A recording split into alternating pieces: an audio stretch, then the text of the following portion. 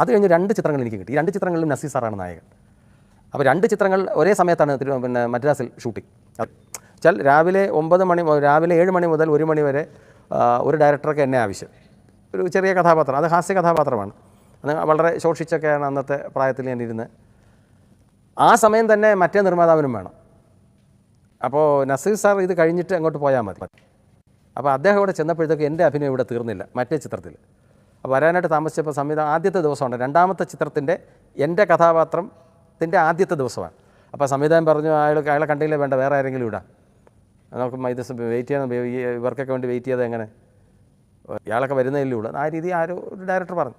അപ്പോൾ നസീർ സാർ പറഞ്ഞു, അല്ല വെയിറ്റ് ചെയ്യണം, കുറച്ച് നേരം വെയിറ്റ് ചെയ്യണം, വരട്ടെ, വേറൊരു സ്ഥലത്ത് ഞാൻ തന്നെ അഭിനയിക്കുന്ന ഒരു പടത്തിൽ ആ പയ്യൻ ജോലി ചെയ്തുകൊണ്ടിരിക്കുകയാണ്, വരട്ടെ എന്ന് പറഞ്ഞു. അങ്ങനെ ഏതാണ്ട് 1 മണിക്കൂർ വരെ അദ്ദേഹം ഈ ഷൂട്ടിംഗ് നിർത്തിവെച്ച് കാത്തിരുന്നു എന്നുള്ളത്.